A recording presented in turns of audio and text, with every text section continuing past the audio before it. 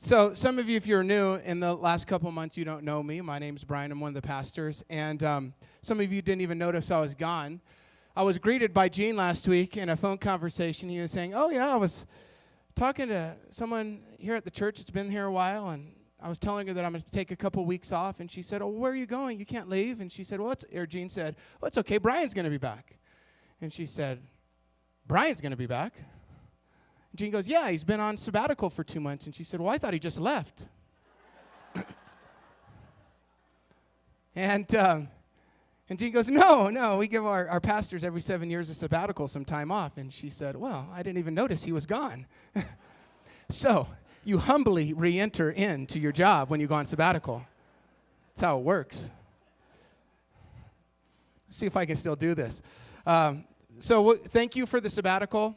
A church allows it. It's not just the leadership, so I appreciate that. They say, go away, drop your responsibilities for 2 months, and go have an adventure with your family. And we did. We took our boys, Elise and I took our 4 boys to Europe for 6 weeks. And we were in Prague for most of that time, but went to some other places. And you can imagine what it was like to take 4 little boys. It was everything you can imagine. It was, but it was also very, very good. So thank you. But I'm not here to talk about that. I'm here today to introduce this new series and talk about our first migration, and that is from fear to courage. And so I get to talk about one of my favorite subjects, which is courage. And as I was driving in today, I just was reflecting on how important it is to me. I was just even thinking about the things that entertain me and the movies that I love and the stories that I love. And I've got my 3 favorite movies: Glory, Remember the Titans, and the movie The Fighter. And so some of you are like, oh, predictable, Brian. But I love them all, and they're different, but one thing I like about all of them is that courage is a theme in each one.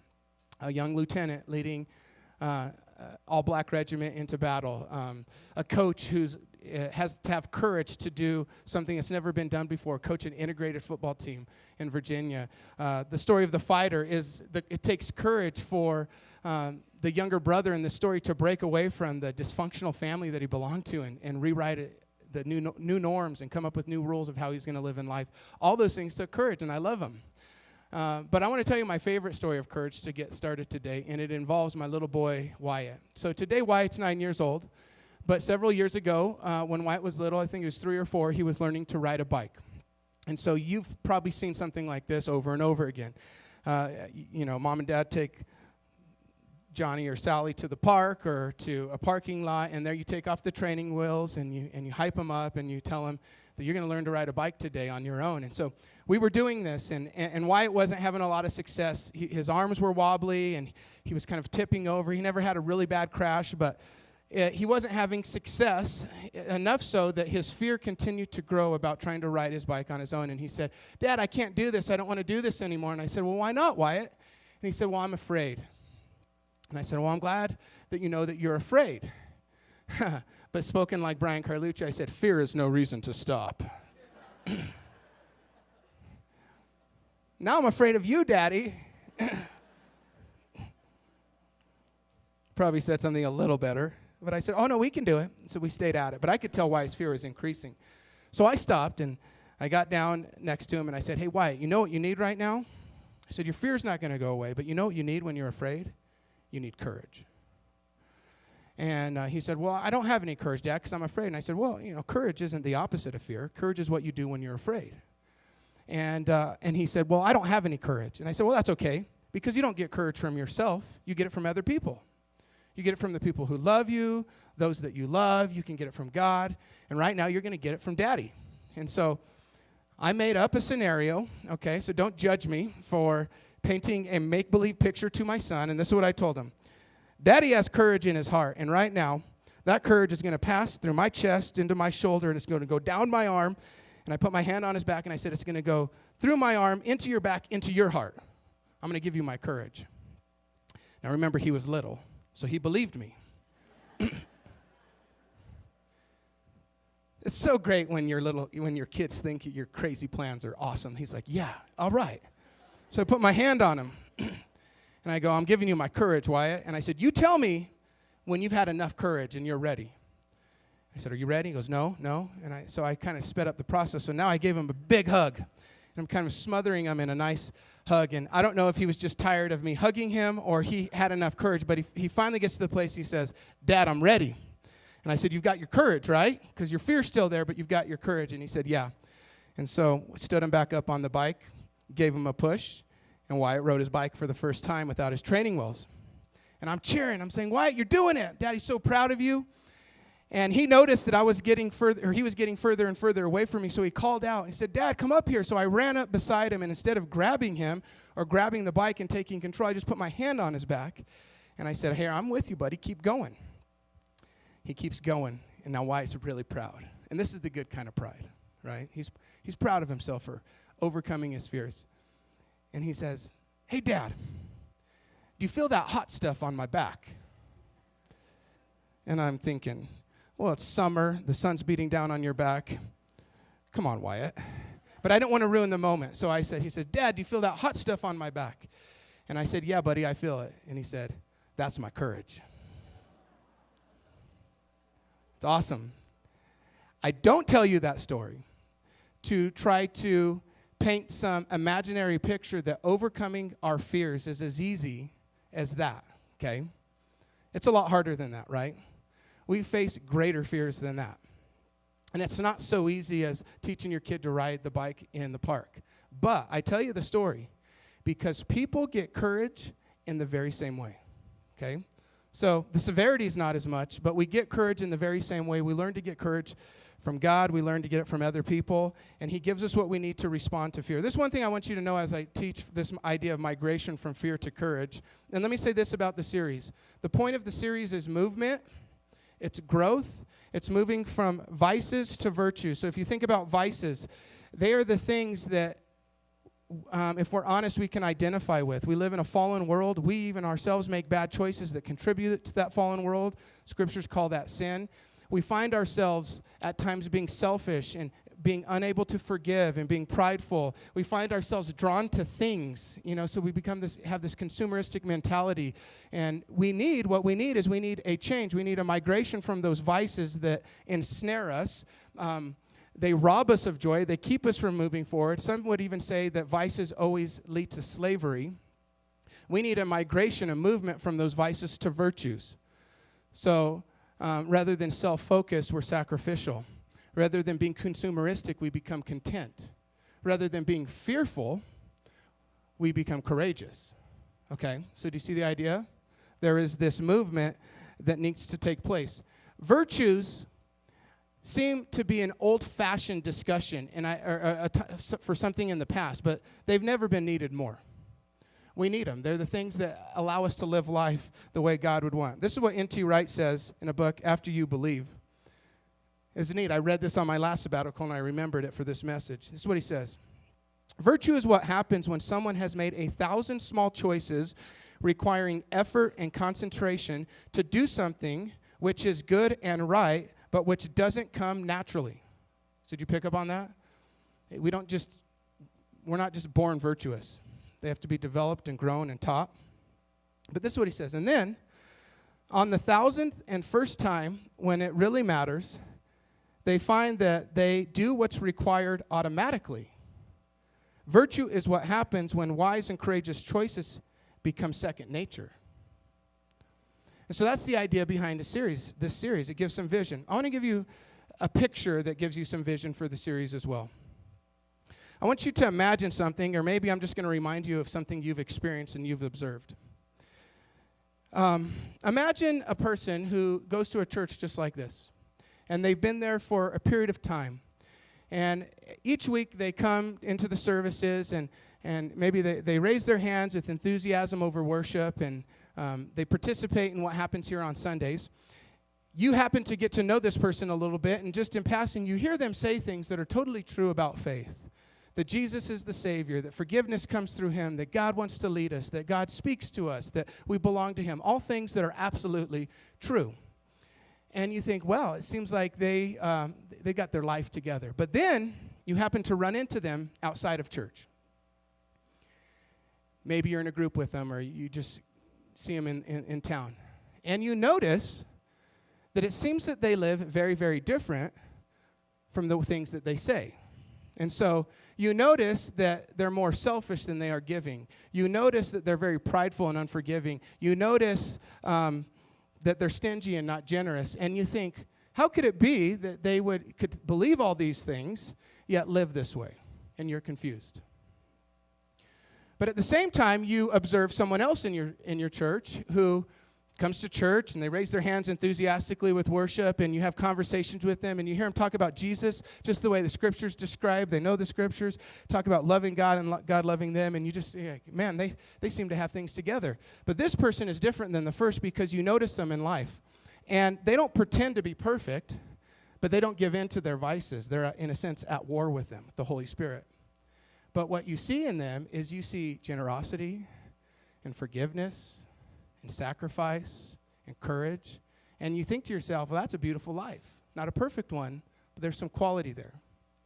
And you ask yourself, how could it be that two people in the same environment that technically believe the same things could be so different? Here's an answer that gives vision for the series. One person, actually, let's say it this way, both of them have faith in Jesus, right? But only one of them has the faith of Jesus. You see the difference? Only one of them has been led in a different direction from their vices. The vices are virtues. We move in one direction. One increases, okay? Jesus is leading. Those that truly have faith in him, don't just say, I believe in you, but I'm willing to follow you wherever you lead. Jesus leads us to the virtues because they lead to freedom and joy and blessing. And by the way, God uses the virtues all the time. And it's never too late.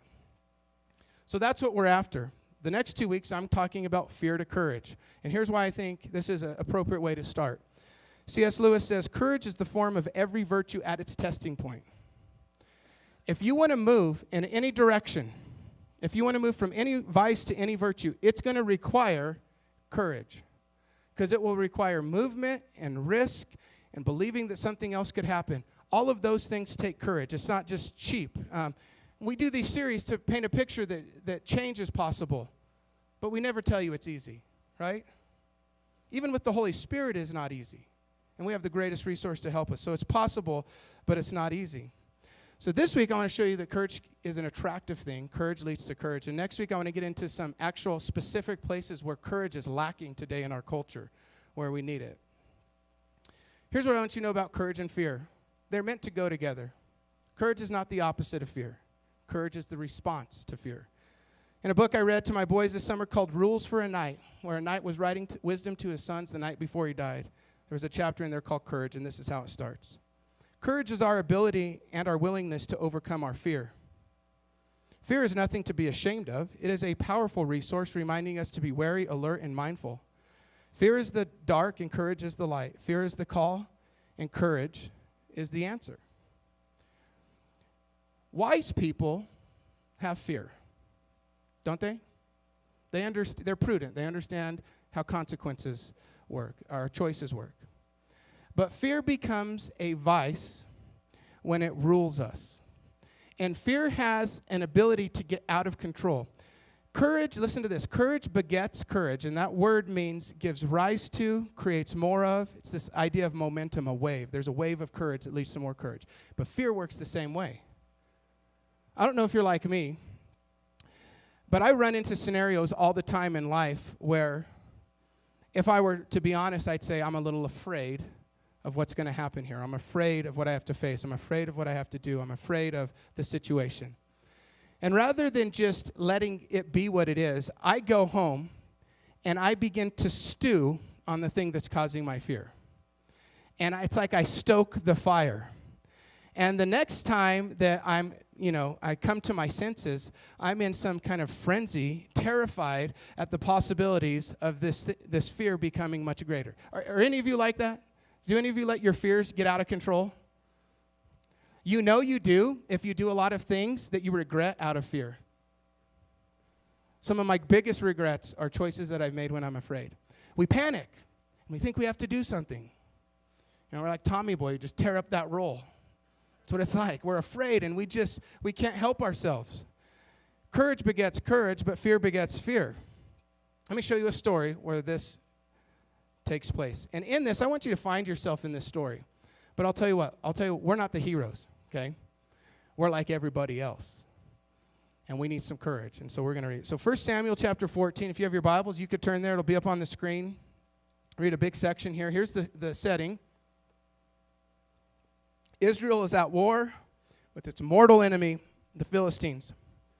The reason they're fighting is they're fighting over land. God gave Israel the land. They didn't go in and take it. So now they have to struggle with their enemy occupying their land. And in many places, the Philistines are down in the fertile valleys where the farmland is, and the Israelites have to live up in the hills where the land's not so good. Well, living in this close proximity eventually leads to war, and so they've been at war with the Philistines for some time. The Israelites think that the way to solve the problem is to ask for a king, so they now have a new king. His name is Saul. And war has broken out. And the Philistines are a powerful nation. They're a warlike nation. We're actually told some of their stats about their army earlier in the book. 30,000 chariots, 6,000 cavalry, and troops too large to count. We're told that this giant army is divided up into thirds, and they're sent out through Israel. And so King Saul does what is his job, and he calls upon his soldiers, his men of fighting age, to come and build an army for Israel. So he sent out messengers, and they come back. And when a king would do this, he was hoping that a mighty army would come back. Well, guess who comes to the call? 600. And they're farmers and peasants. Listen to this. This is how crazy it was. The Philistines had all these great weapons. They had chariots. The Israelites were told of this army of 600 only have 2 swords among them. The king had a sword, and his son, who is the prince, Jonathan, had a sword. This is how absurd it is, this army. They didn't have a single blacksmith in their country, so they had to come down out of the mountains, go into Philistine camps, convince and pay Philistine blacksmiths to sharpen their axes and their farming tools. So they do this, and this is the army that's going to protect the people, okay? Everyone is afraid, including Jonathan and his armor bearer that we don't know his name. Everyone's afraid. It's understandable. But in this moment, only 2 people respond to fear with courage. Everyone else lets the fear continue and build. They allow it to stop them. They surrender. I'm going to show you that in a moment. They retreat. But only 2 respond with courage. So chapter 14, verses 6, here's where the story picks up. Jonathan said to his young armor bearer, "Come, let's go over to the outpost of those uncircumcised men." It's not just an insult he's saying here. This is actually a statement about his own identity. It meant a lot that they belonged to God. A physical mark that the Jews belonged to God was circumcision. We've taught that here. So he's basically saying, we belong to God in this scenario, and they don't. He says, perhaps the Lord will act on our behalf. Nothing can hinder the Lord from saving, whether by many or by few. In other words, numbers don't matter. Externals don't matter when it comes to God, and courage has nothing to do with externals. His armor bearer says, do all that you have in mind. Go ahead. I am with you in heart and soul. He's a loyal friend. Jonathan said, come on. Then we will cross over towards them and let them see us. If they say to us, wait there until we come to you, we will stay where we are and not go up to them. But if they say, come up to us, we will climb up, because that will be our sign that the Lord has given them into our hands. All right, I need you to see just how absurd this plan is, okay? You have 600 in a valley. You have giant Philistine armies around the country. And up on a pass, on the top of a mountain, on this narrow pass that's protected by 2 cliffs that's described in the chapter, there is a Philistine garrison, so a smaller group of Philistines. But we know that there's over 20 of them, okay? You'll see that in a moment. But there's at least 20 of them. They're up there with armor and real weapons. And they're either there to keep the Israelites from moving through the pass or just keeping an eye on the Israelites, but they're up there. And Jonathan, who certainly would have been afraid at what was taking place, responds with courage, and he comes up with this idea. I'm going to walk out into the open, and with me I'm going to bring my armor bearer, which is basically an equipment manager, okay, who happens to probably be a young boy because he's not old enough to be a soldier himself. So he's taking a young boy, maybe a teenager, who's carrying around one of 2 swords in the whole country, okay, and his armor. And so the 2 of them say, you know what, we're going to go out and we're going to pick a fight.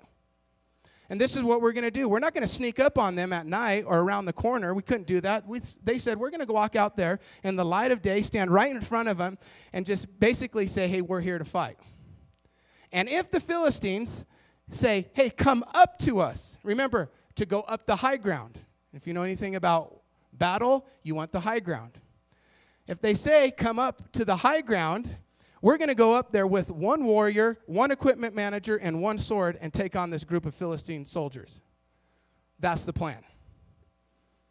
And to make it even more absurd, you see it here, where do we got? Verse 11 and 12, they have to climb up the mountain on their hands and their feet. You know, these tall slopes. They're going to have to crawl up the mountain. So, two people, one's a boy, one's a warrior, one sword is going to crawl on their hands and knees in the wide open and go up and pick a fight with a superior army. This is crazy. Okay? This is nuts. But let me tell you what this means.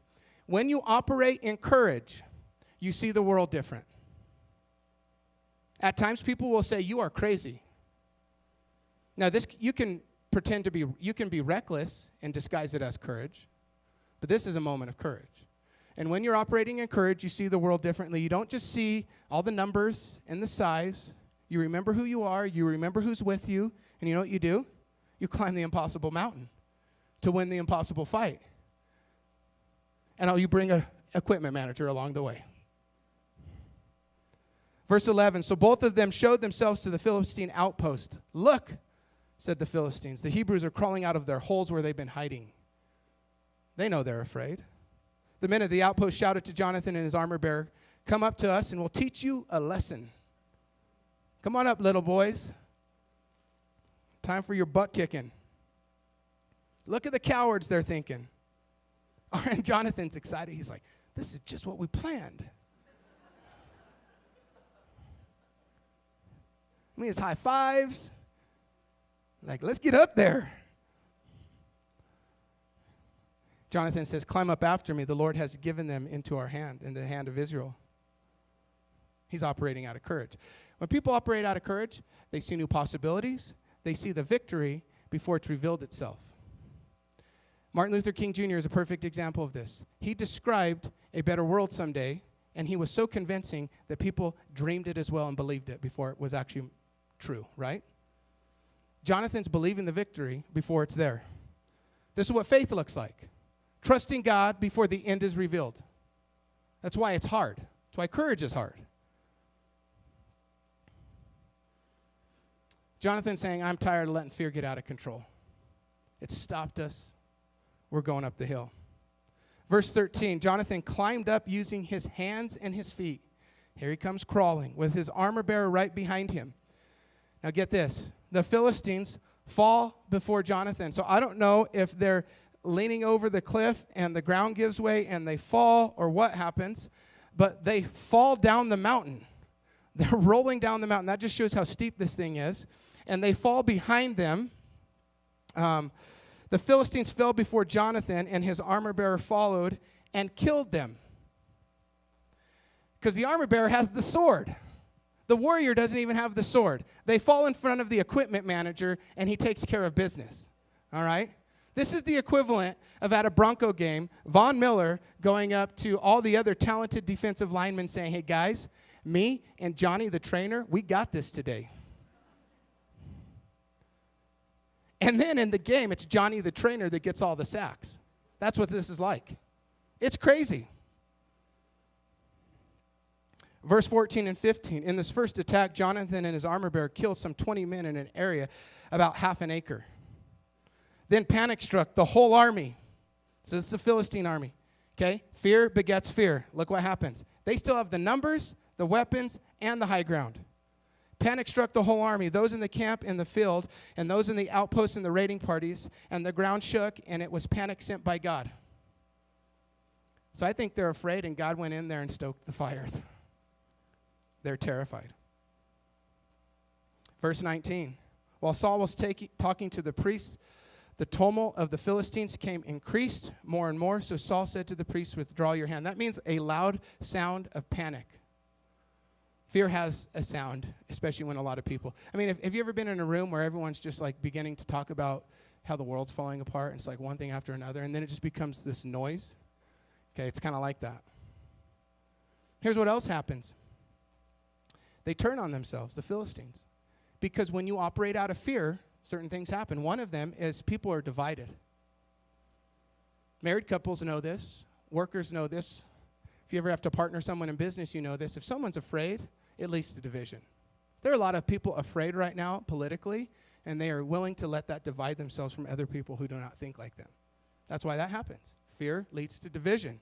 You know what else fear does? It leads to confusion. You're operating in a cloud. You have no perspective. They're afraid. Jonathan actually sees clearly because he's seeing through his courage. Here's what I want you to see, though. You and me, we are not like Jonathan or even the armor bearer.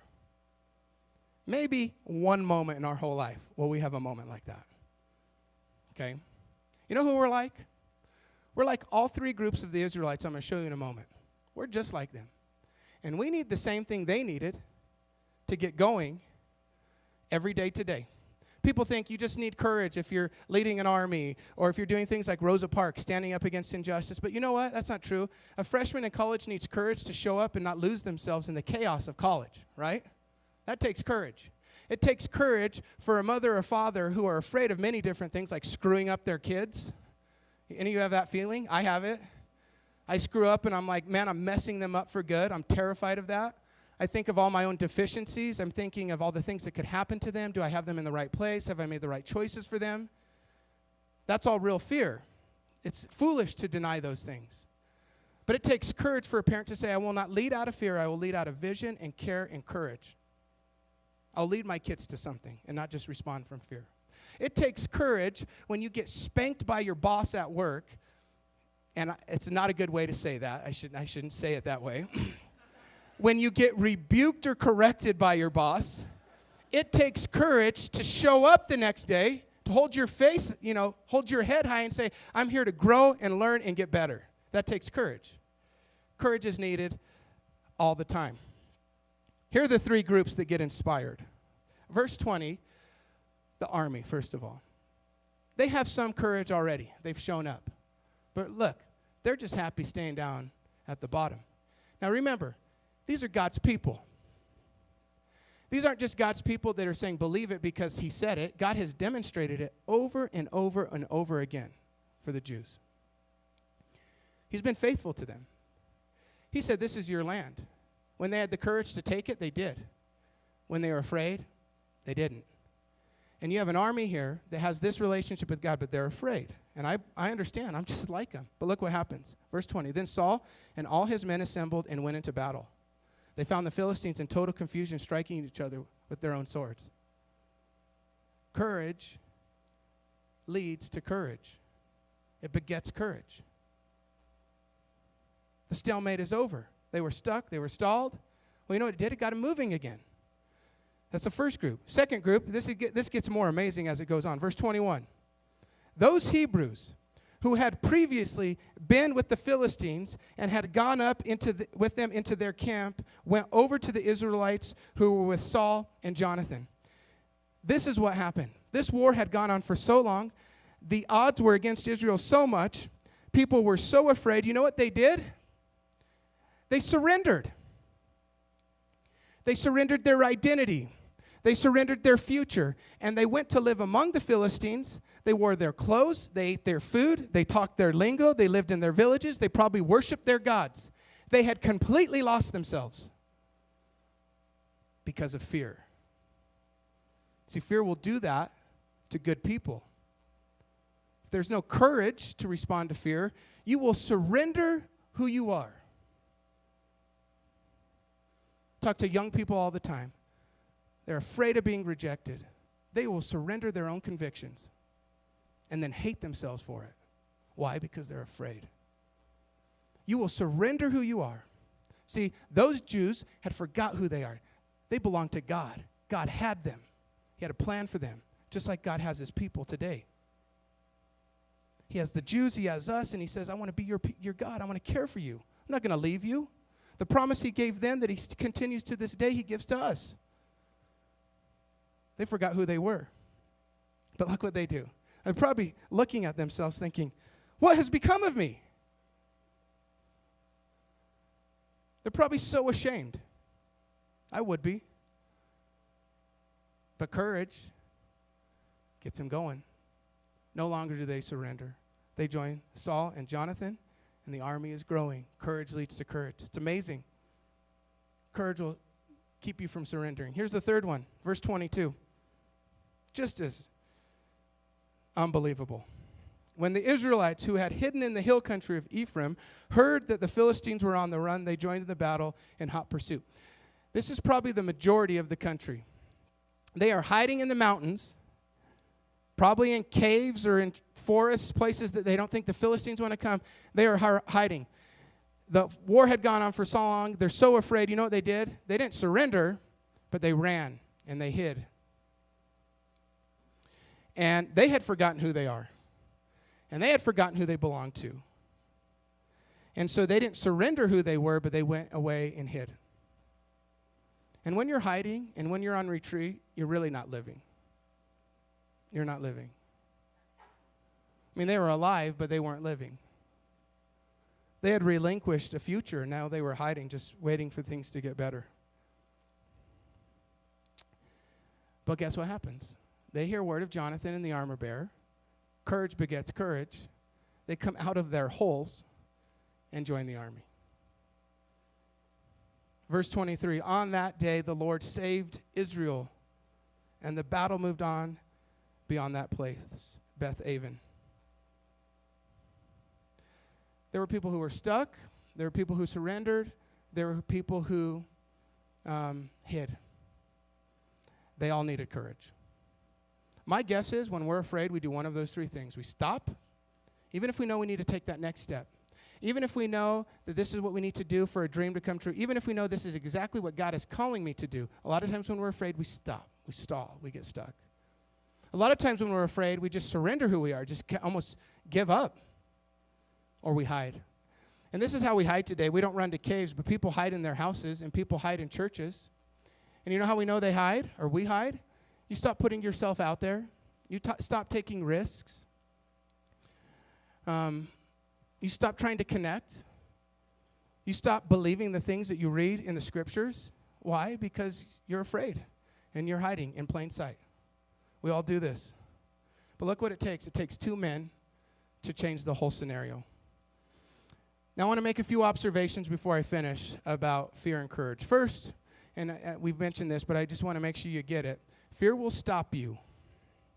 It will stop all of us. It'll bog us down. It'll stall us when we need to be moving. I hope the Lord at some time in your life has said, I want you to move in this direction. I hope you've heard that message from him. He gives it all the time. He tells you specific things to do. But when he does, it takes courage to move on. Here's the second thing. You will surrender who you are. You'll lose yourself if you let fear fester and grow and not respond with courage. And then you'll retreat. You'll hide. There's a reason people are guarded. It's because at some point in your life, someone hurt you, betrayed you, let you down, didn't meet your expectations. And so what happens is because that really did hurt, we're afraid of the same experience. And you know what we do? We go in a cave and we hide and we stop living.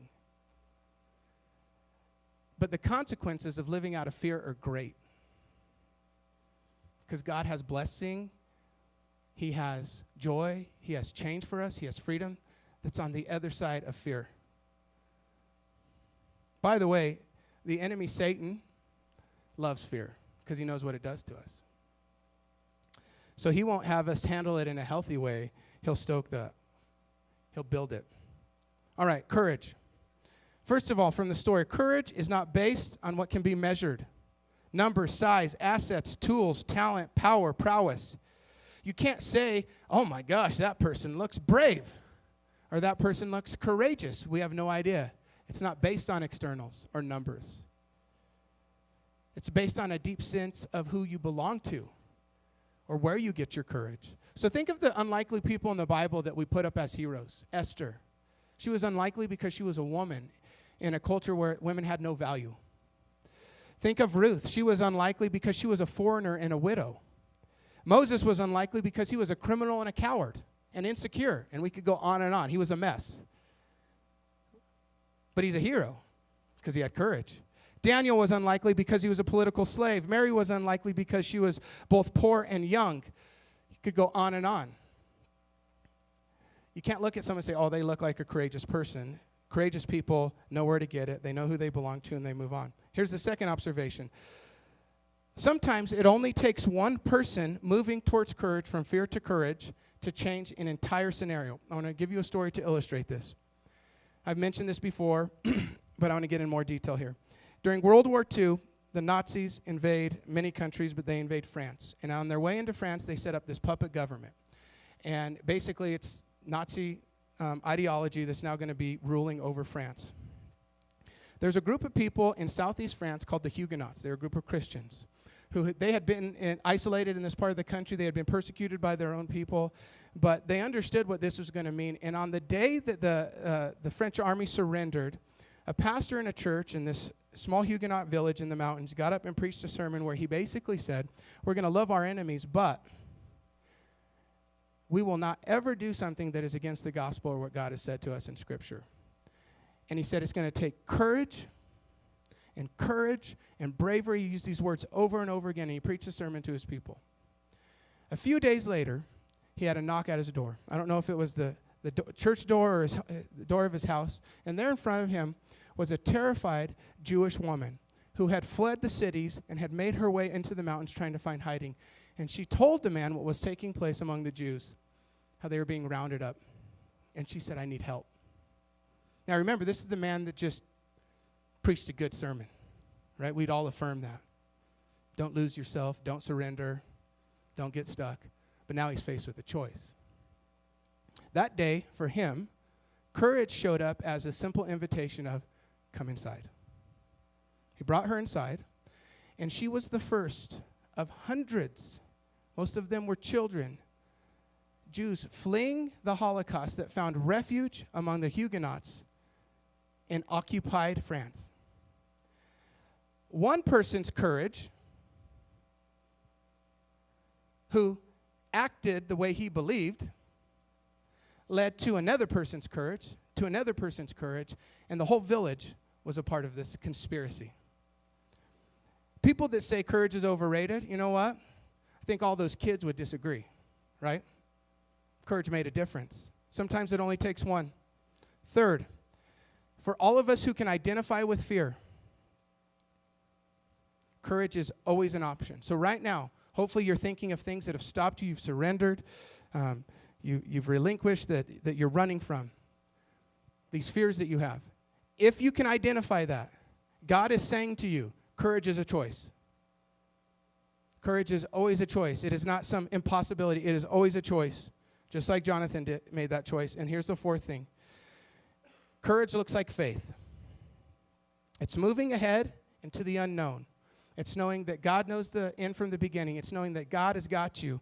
It's believing verses like we are more than conquerors, and greater is He in me than the spirit that is in the world.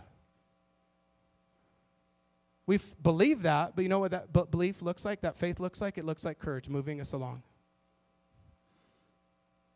Here's a quote I like. It requires more prowess and greatness of spirit to obey God faithfully than to command an army of men. More greatness to be a follower of Jesus than to be a captain. Absolutely.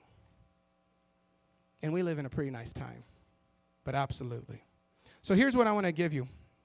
Two things, just steer your attention in two directions.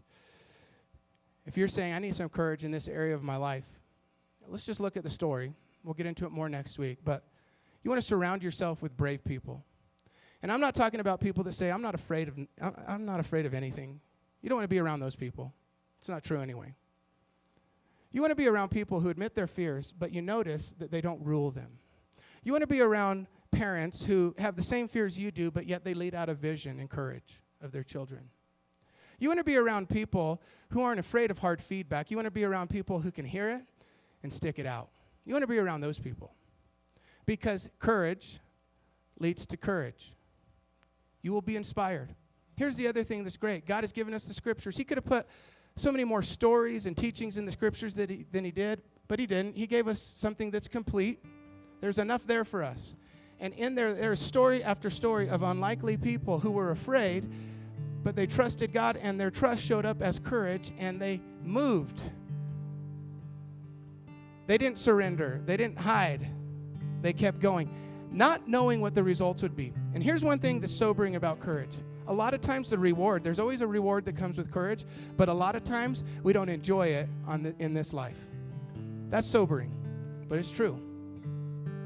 But the alternative, to be ruled by our fears, that's far worse. And so this is what I'm going to do. I'm going to ask you to bow your heads. We can bring the lights down. And I just want to give you a chance to respond with prayer, and I want to bless you. So this is what I'm going to ask. If there is anyone in the room that you're like me, and you don't just have one or two things that you can name, the things I'm afraid of that I'm dealing with right now. If you're like me, and you have some fear, but you want some courage, I want you to stand up. Just with your heads bowed, I want you to stand up so I can bless you.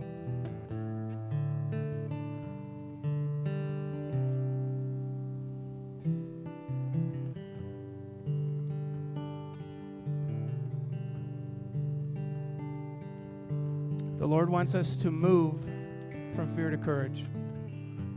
It's not false bravado to say we're not afraid or above that. No. We're not above it. We need some help. And so, Father, right now, for all these brave people who are saying they want something else, I bless them with your courage. I bless them with the inspiration of your courage. I bless them with the courage that comes from loving someone. I bless them with the courage that comes from being loved. I bless them with the courage that comes from knowing that you have them and the worst could never be done to them because it was done to you. I bless them with the courage that comes that you have a future for them, that you are leading them in a certain direction. I bless them with all that courage. I bless them with the courage of Jesus, who stood up and with a boy's small lunch fed a multitude. Jesus, who took a chance to choose some disciples who would betray him at times. Jesus, who was rejected at times, but still had courage to keep showing up and loving people. And Jesus, who had the courage to hang on a cross. I bless him with that courage. May this church also, Lord, be a place where courage begets courage. May we draw from one another. May we share our stories. And may we show up saying, I need inspired today to keep going, to not surrender, or to not hide. Bless us with courage, Lord. Show them what's next. Show them what to do just this week, Lord. In Jesus' name, amen. And let's all stand as we worship one last song.